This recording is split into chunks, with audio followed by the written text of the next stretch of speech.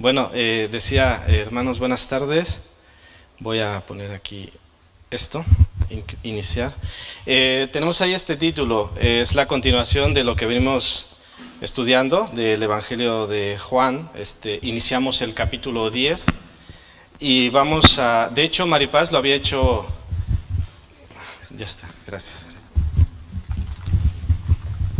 Digo que Maripaz lo había hecho muy bien porque... Si notáis ahí puse Juan 10, 1 al 11a. Entonces donde se había quedado había estado perfecto. Y yo dije, wow, qué bien. Pero bueno, no pasa nada.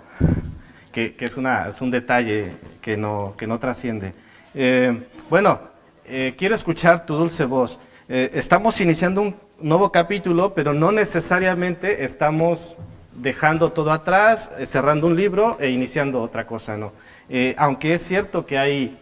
Quien duda de la continuidad cronológicamente entre el 9 y el 10, lo cierto es que hay muchos elementos para entender que es una continuación. De hecho, uno de los argumentos de más peso es el versículo 21, que hoy no lo veremos, pero 10:21 dice así: y decían unos, estas palabras no son de endemoniado, ¿puede acaso el demonio abrir los ojos de los ciegos?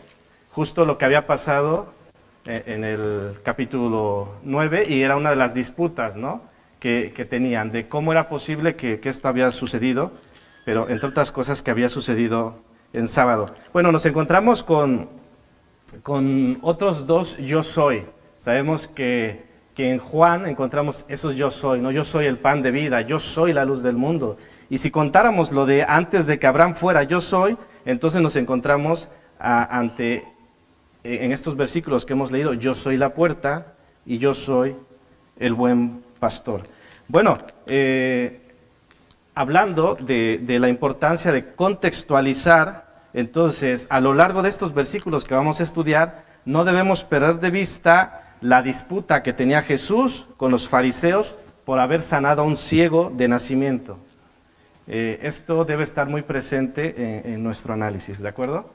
Bueno, vamos a mirar estas tres partes, las ovejas y la puerta, las ovejas y el buen pastor, las ovejas y los ladrones y salteadores. Creo que se hace necesario que, para contextualizarnos un poco con lo que estaba sucediendo aquí, es explicar un poco, que a lo mejor mucha idea tenemos, pero nunca está de más aclararlo.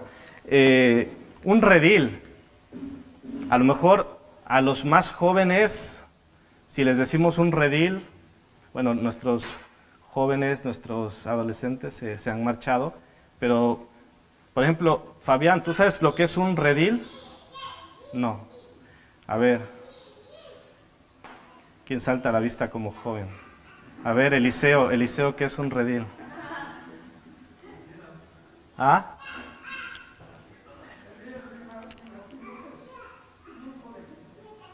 Bueno, un grupo de gente, muy bien. Bueno, para que nos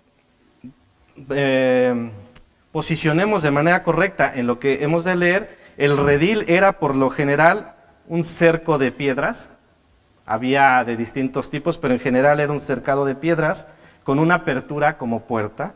El pastor de guardia, según fuera el caso, porque podía ser el propio pastor que se quedaba a dormir, o podía haber un pastor de guardia, que también podía ser llamado portero, guardaba el rebaño o rebaños, es decir, podía haber varios rebaños en un mismo redil, podía ser, no siempre era el caso, pero existía esto. Bueno, el pastor en guardia se recostaba en la apertura para proteger al rebaño. Por la mañana, los pastores llegaban, llamaban a sus ovejas y reunían sus propios rebaños. Cada oveja reconocía la voz de su amo, de su propietario, en este caso, de su pastor. Como decía, no siempre era el caso de que hubiese varios rebaños y no siempre era el caso que había un pastor guardia. Podía ser el mismo pastor que estaba con un solo rebaño y él se quedaba a velar allí. Pero para enfocarnos en nuestro pasaje, aquí sí se menciona a un portero, entonces por eso pensamos en esta situación. Vamos a ver el primer caso, las ovejas y la puerta, donde Jesús En esta ilustración, en este lenguaje que utiliza, se menciona como yo soy la puerta. También he de decir, como antecedente, que los judíos pues se creían el pueblo de Dios, y sabemos que lo eran, pero no para exclusividad, sino era un instrumento del Señor para alcanzar a otras naciones. De hecho, el domingo pasado, leyendo en Efesios 1, dice así, 9 y 10, dándonos a conocer el misterio de su voluntad. ¿Cuál será el misterio de su voluntad?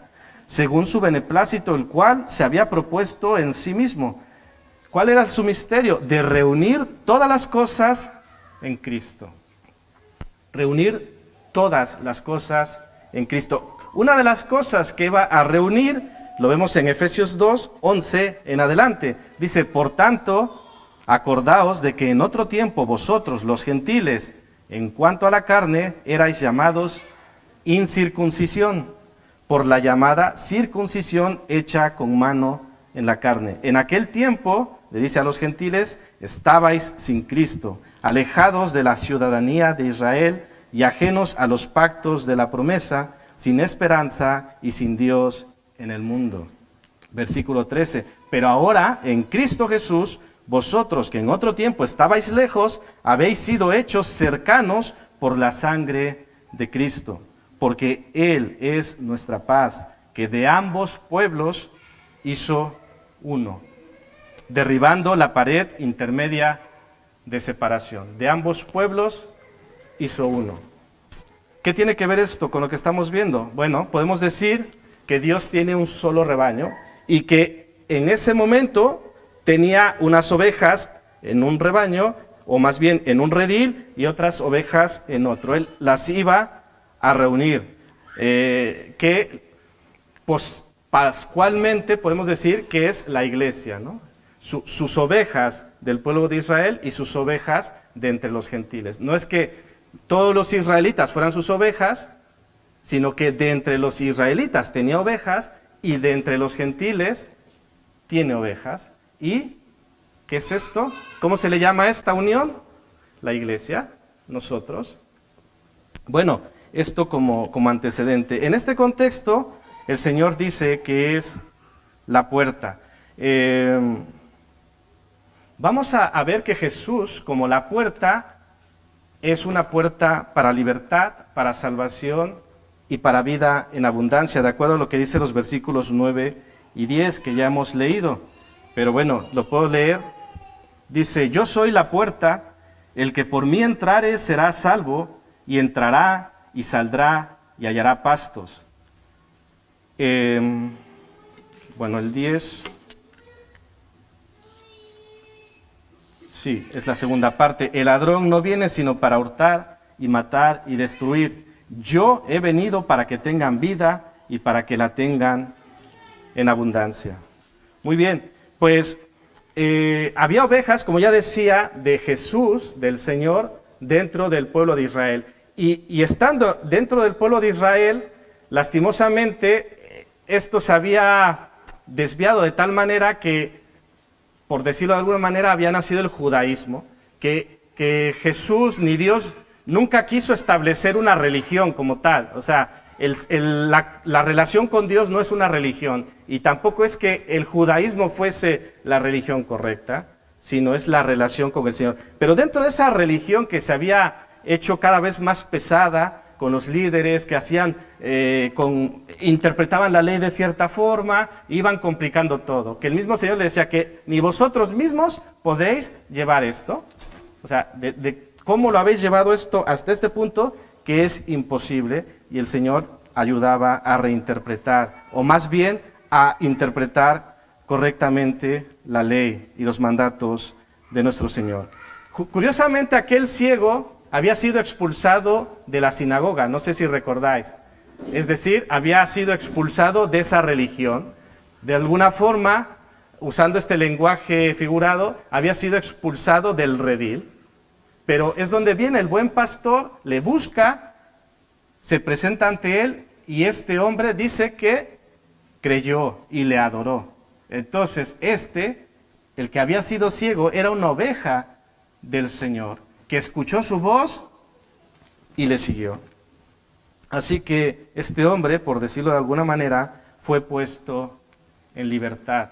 A veces palabras muy grandes las pasamos por encima, ¿no? Pero quizá según el momento de nuestra vida, según el contexto donde nos movamos, hablar de libertad es una palabra muy grande, ¿no? Ya se mencionaba que por la mañana vinieron 3 familias de Ucrania.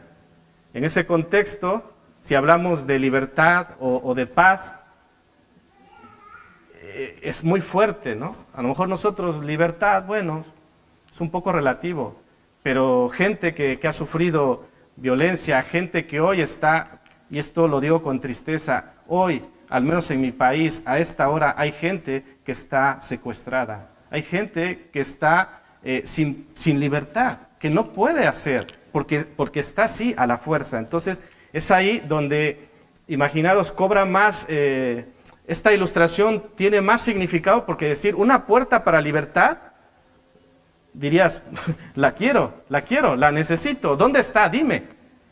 Pero es según la expectativa. Por eso también es interesante cómo venimos de un ciego de nacimiento. Hemos hablado de visión borrosa y podemos hablar también a veces de algo que tenemos en los ojos que no nos deja ver. Esa necesidad que tenemos, esa necesidad de esa puerta que Jesús dice, yo soy la puerta. Bueno, hemos de valorar la libertad. Una de las tristezas, hermanos, en este sentido, es que el que está cautivo no suele darse cuenta. Es lo que pasaba con los fariseos. Ellos estaban cautivos, ellos estaban engañados, pero ellos no se daban cuenta, no querían darse cuenta y eran ciegos espirituales. Esto nos enseña, entre comillas, menciono, el buen trabajo que hace el enemigo. Hace un muy buen trabajo de manera que nos puede tener cautivos y ni siquiera nos damos cuenta. Pero Jesús también es puerta para salvación. Dice el versículo 9, yo soy la puerta, el que por mí entrare será salvo. El que por mí entrare será salvo. Es muy interesante que este versículo encaja muy bien con otros versículos que nos dan la misma lectura, nos dan el mismo mensaje. Son versículos muy conocidos que nos redireccionan, que nos indican dónde está la salvación, ¿no? Yo soy la puerta, el que por mí entrare será salvo. Y podemos citar, Jesús dijo, yo soy el camino, la verdad y la vida. Nadie viene al Padre si no es por mí. O sea, si no es por esta puerta, es imposible. Si no es por mí, es imposible, porque hay un solo mediador entre Dios y los hombres, Jesucristo, hombre. Pregunto, ¿cuántos mediadores hay? Uno. ¿Cuál es ese mediador? Jesucristo, hombre. Es unilateral. Un camino, un mediador, y dice Hechos 4:12, y en ninguno otro hay salvación, porque no hay otro nombre bajo el cielo dado a los hombres en que podamos ser salvos. A veces, en esa ceguera, en esa visión borrosa, vamos buscando opciones, ¿no? Bueno, buscaré en el mundo, buscaré en espiritismo, buscaré aquí y allá. Hay muchas opciones que el mundo presenta, que el enemigo presenta, pero Dios dice, no hay varias, hay una. ¿Y quién es ese mediador? ¿Quién es ese camino? ¿Quién es esa puerta? Dice Jesús, yo soy, no hay más. Jesús como puerta, en esta ilustración que él utiliza también, dice que es una puerta para vida en abundancia. Versículo 10, yo he venido para que tengan vida y para que la tengan en abundancia. ¿Quién no quisiera pasar por esta puerta? Una puerta en la que puedes tener libertad, puedes tener salvación y puedes tener vida en abundancia. Quizá a veces nuestro contexto de comodidad, nuestro contexto de no necesito nada, tengo abundancia, puede que nos haga menos atractivo esta situación. pero que el Señor nos quite esa venda de los ojos o se la quite a aquellas personas que queremos compartirle y que se enteren, que se den cuenta de esa necesidad. Debe ser también hacia nosotros y también hacia las personas que podemos testificarles, que puedan mirar esa necesidad, que puedan entender que están cautivos y que, dado que se encuentran cómodos de cierta forma, prefieren quedarse en ese redil, ¿no? Un poco recordáis lo de Egipto, ¿no? Estaban cruzando el desierto, tuvieron ciertos desafíos y volvían hacia atrás y decían, hombre, allá estábamos bien. Y no es cierto que estaban bien, porque cuántas veces clamaban a Dios porque estaban mal, estaban muy mal y no podían más, pero ante algunos desafíos querían ir para atrás. Y es triste cómo a veces en el mundo estamos mal, lo que acaba de decir Eva, ¿no? Dice, estaba haciendo lo que yo quería y no me sentía bien, es decir, no estaba bien.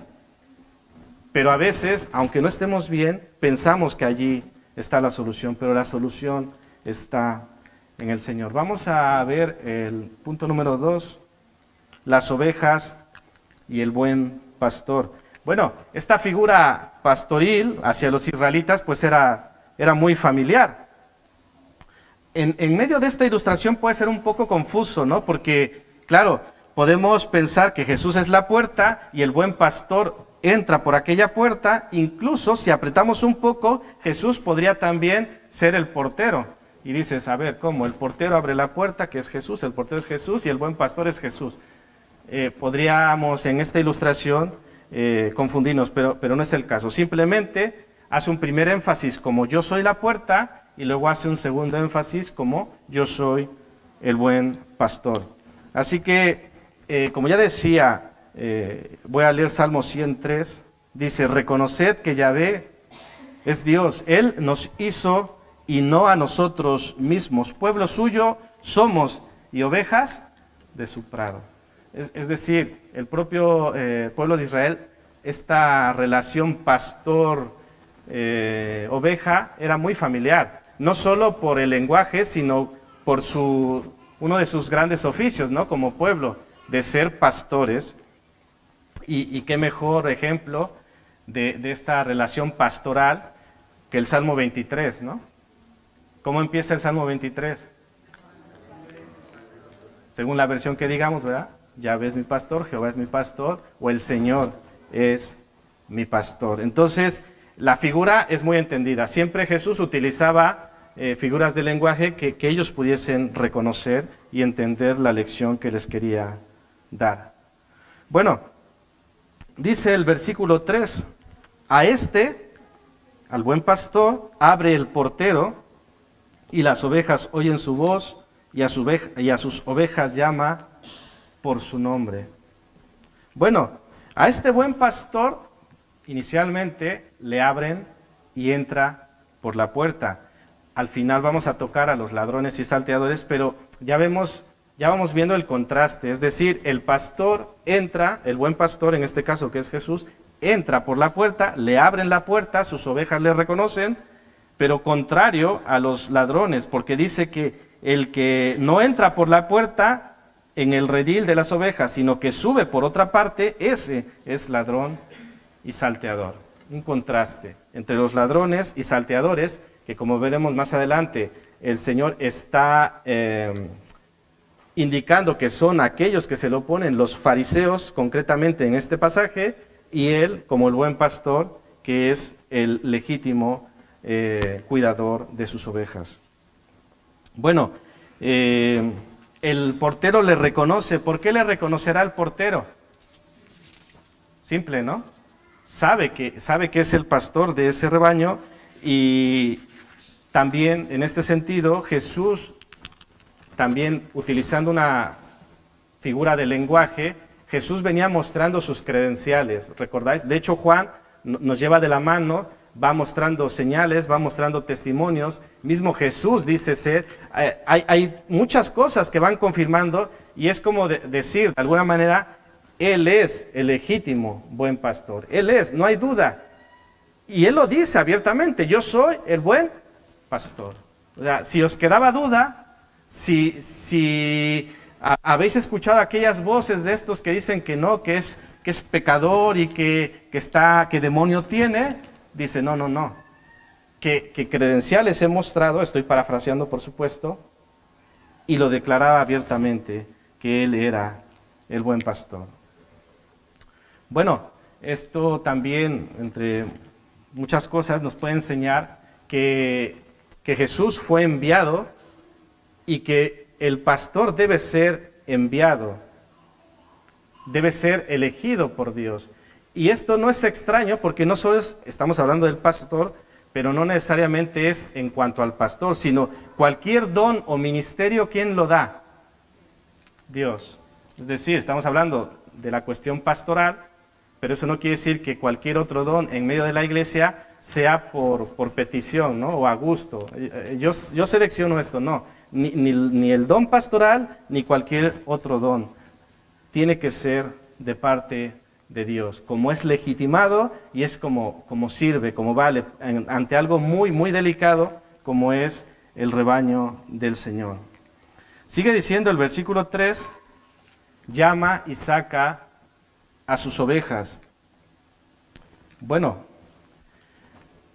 quiero que volvamos un poco a retroceder en la historia. Ya mencionaba que cuando Jesús le dice al ciego, y le unta aquel barro y le dice, ve y lávate en Siloé.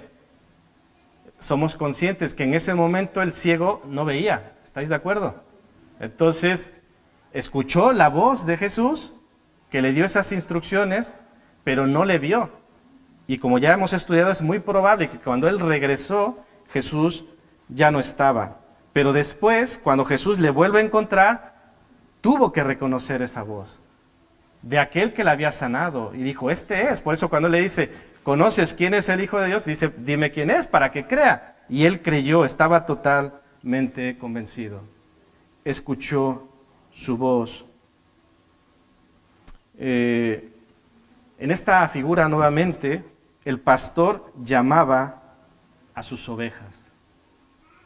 ¿Cuál era esa distinción de las ovejas? Su voz. Y dice que al escuchar su voz, le seguían. Aquí quiero hacer una observación importante. Ya había dicho que era probable, no sabemos en este caso que nos toca la Biblia, pero era probable que en un redil hubiese varios rebaños. Si llegaba un pastor de dicho rebaño y llamaba a sus ovejas, ¿quiénes creéis vosotros que salían? ¿Qué ovejas seguían a aquel pastor? ¿Todas? ¿Todos los rebaños? No, ¿verdad? Solo sus ovejas, solo las que reconocían su voz. Y aquellas que eran ovejas de otro rebaño, escuchaban esa voz, no hacían caso. Solamente seguían la voz del que podían reconocer como el que era quien les cuidaba. Otra cosa que nos dice este texto, bueno, el versículo 4, 10:4, dice, y cuando ha sacado fuera todas las propias, es decir, no sacaba todas, sino las propias, las que eran de él y le seguían, va delante de ellas y las ovejas le siguen porque conocen su voz. Un argumento muy interesante. ¿Por qué le siguen? Porque conocen su voz. No le siguen porque les asusta o les amenaza, como hacían los fariseos, estos falsos pastores que vamos a hablar más adelante, que intimidaban, que intentaban infundir miedo, amenazas, dañaban. Jesús no, simplemente escuchaban su voz, le seguían e iba por delante. Yo no soy experto en esto, pero dicen que hay al menos dos tipos de pastoreo. Aquel pastor que pone al rebaño por delante y este pastoreo oriental donde el pastor va por delante y las ovejas le siguen. Bueno, esto nos ilustra maravillosamente cómo hay una confianza de aquellas ovejas en seguir al pastor. Saben que estando al lado del pastor todo estará bien. Habrá agua abundante, habrá pastos verdes si se acerca algún depredador, pueden estar tranquilas estas ovejas. No había miedo, no había temor, contrario a lo que vamos a ver en el siguiente punto. Y por eso vayamos mirando este contraste entre el buen pastor y los ladrones y los salteadores, que es el siguiente punto. Podemos ver, versículo 1, de cierto os digo, el que no entra por la puerta en el redil de las ovejas, sino que sube por otra parte, ese es ladrón y salteador. Podemos decir que son impostores. También, versículo 5, que son extraños, y versículo 10, sabemos que dice, roban, matan y destruyen. Ya lo he dicho, pero lo vuelvo a mencionar. De acuerdo al consenso de los comentaristas y al contexto del capítulo 9, los ladrones y salteadores de esta historia son los fariseos. Así como el buen pastor de esta historia, ¿quién es? Jesús. Bueno, pues los ladrones y salteadores son los fariseos. Bueno, son impostores. El ladrón y el salteador no entra por la puerta, no es legítimo, no son bienvenidos, no son puestos por Dios. De hecho, históricamente podemos decir que el Sanedrín, el sumo sacerdote, no sé si recordáis que desde el Antiguo Testamento, ¿quién ponía al sacerdote? ¿Recordáis? ¿Quién ponía al sumo sacerdote de Israel? ¿Quién lo elegía? ¿Quién lo elegía? Dios. Dios. Inicialmente Dios llamó a Aarón y le dijo, dio muchas instrucciones, y después a sus hijos, y fue como una descendencia sacerdotal que después fue cambiando por rebeldía, pero esa es otra historia. Lo que quiero decir que a estos tiempos de la historia de Israel, el sumo sacerdote que estaba ministrando en el templo, este sumo sacerdote, y desde mucho tiempo atrás, ya no había sido elegido por Dios. Ya era otro tipo de elección, ya era elección humana. Entonces, todo este Sanedrín, todo este liderazgo de Israel, en general, eran impostores. Dice, hay palabras muy duras para estos ladrones y salteadores, para estos líderes religiosos y por supuesto como aplicación para todo aquel que no sea llamado por el Señor y que esté haciendo daño al rebaño. Dice, os leo algunos versículos, hay mucha literatura en este sentido que es muy dura y es muy fuerte, pero que a la vez es buena para ver la importancia, lo que le importa a Dios sus ovejas. Dice Jeremías 23, 1 al 4, dice, ay de los pastores que destruyen y dispersan las ovejas de mi rebaño. Ay, dice Yahvé, por tanto así ha dicho Yahvé, Dios de Israel, a los pastores que apacientan mi pueblo. Vosotros dispersasteis mis ovejas y las espantasteis y no las habéis cuidado. He aquí que yo castigo la maldad de vuestras obras, dice Yahvé, y yo mismo recogeré el remanente de mis ovejas de todas las tierras a donde las eché, y las haré volver a sus moradas, y crecerán y se multiplicarán, y pondré sobre ellas pastores que las apacienten, y no temerán más, ni se amedrentarán, ni serán menoscabadas, dice el Señor. ¿Qué os parecen estas palabras? Ay de los pastores que destruyen. Y dice Ezequiel 34, 1 al 3, dice, vino a mí palabra de Yahvé diciendo, hijo de hombre, profetiza contra los pastores de Israel. Profetiza y di a los pastores, así ha dicho Yahvé el Señor. Ay de los pastores de Israel que se apacientan a sí mismos. ¿No apacientan los pastores a los rebaños? Coméis la grosura y os vestís de la lana, la engordada degolláis, mas no apacentáis a las ovejas.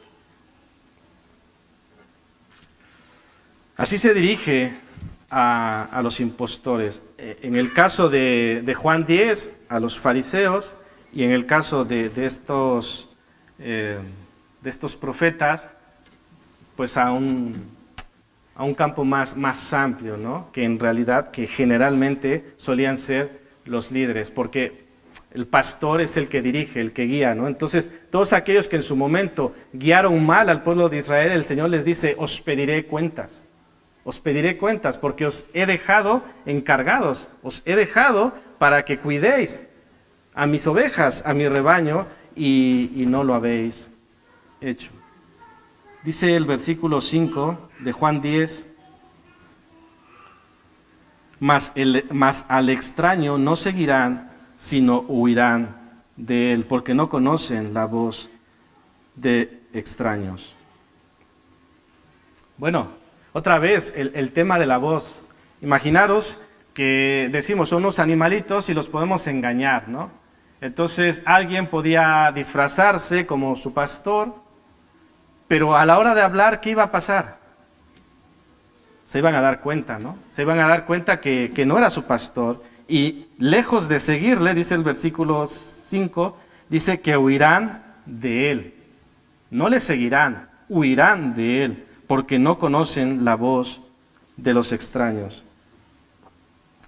Podemos decir que además de la voz, seguramente también su aroma, no reconocerían el trato, serían unos completos extraños para ella. Y es como los describe este versículo: mas al extraño no seguirán. En contraste, otra vez ese contraste entre el buen pastor y los falsos pastores. No le seguirán, no oirán su voz, incluso oirán su voz. Y dijéramos que ya para rematar esto de una forma grotesca, en este sentido de los ladrones y salteadores, dice el versículo 10 que el ladrón no viene sino para hurtar, matar y destruir.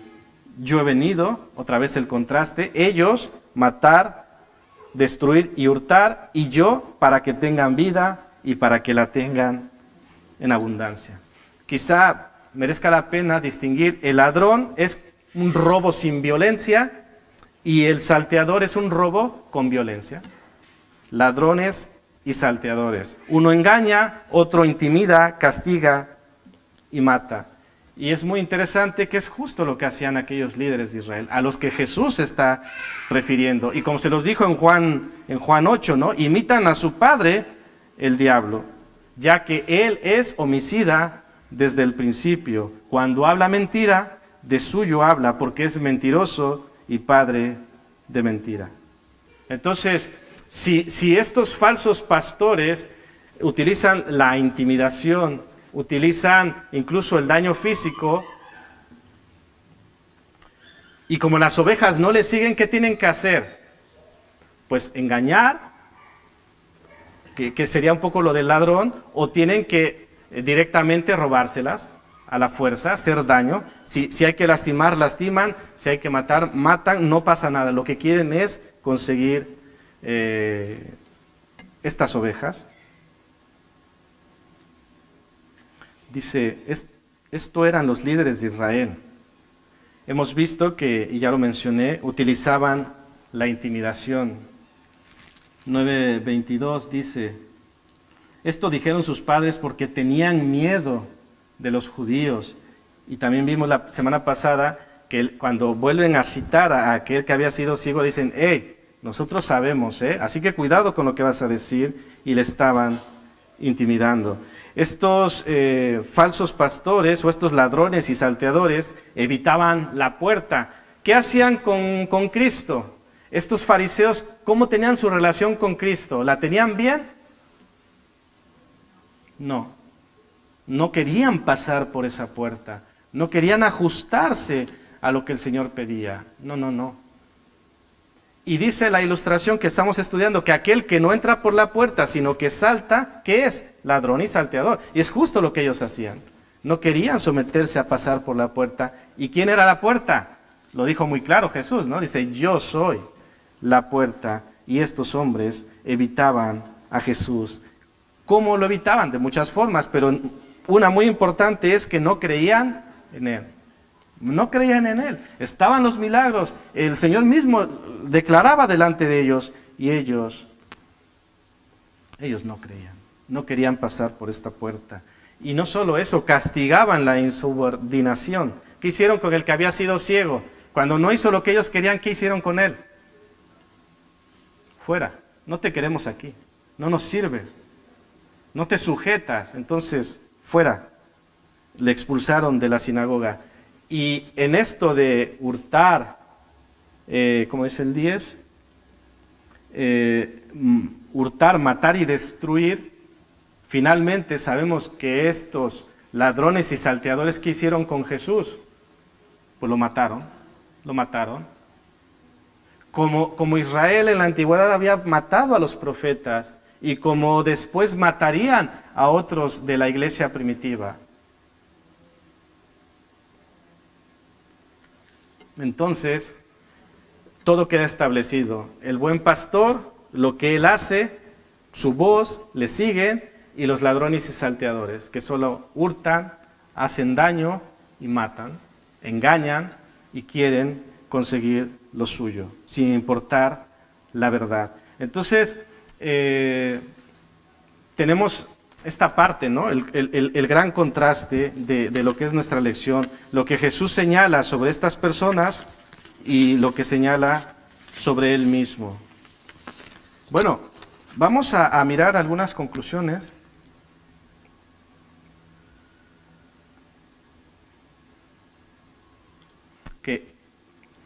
Que haya puesto otra cosa. No, miento. Está bien, solo que el orden no. Primero vamos a... No, está bien, yo soy el que me he pasado una hoja. El primero es ladrones y salteadores.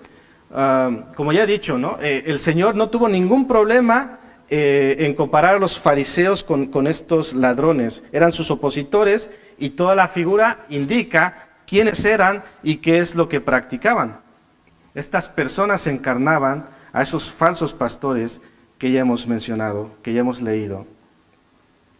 Es decir, estos guías, estos dirigentes, hacían que el pueblo se extraviara. Y como ya hemos dicho con anterioridad, eran guías ciegos guiando a otros ciegos. Y evidentemente esto no iba por buen camino.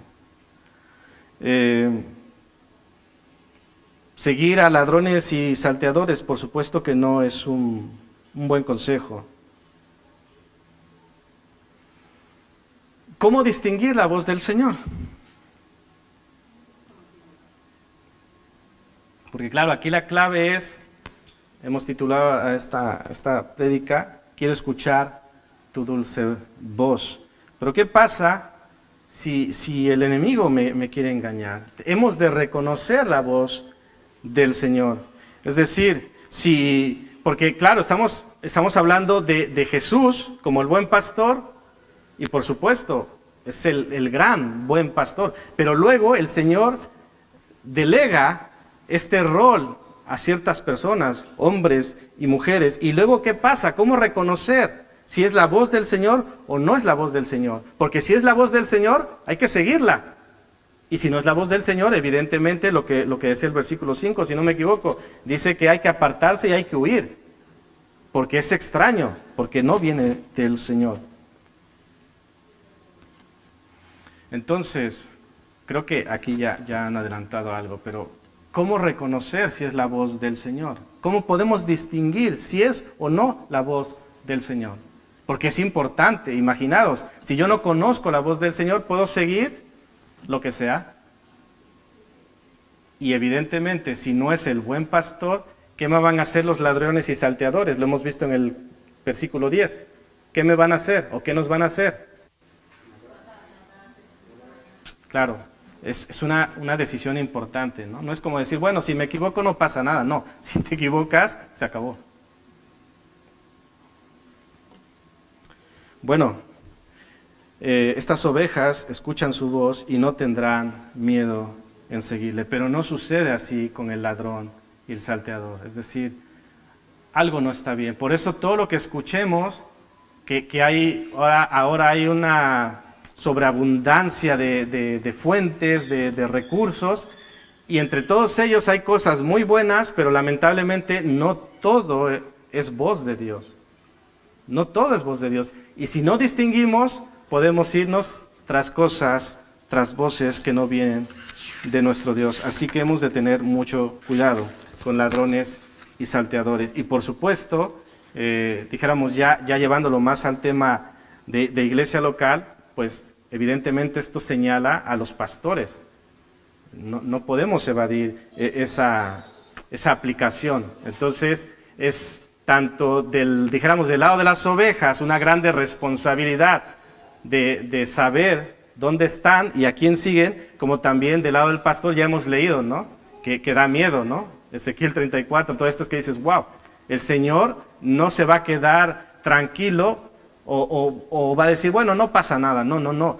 Él ama a sus ovejas, Él ha dado su vida por sus ovejas y Él demandará cuentas. Y claro, eso debe dar temor, pero un temor reverencial y confiar que si Él ha llamado, pues Él proveerá. Número 2, a Él oíd.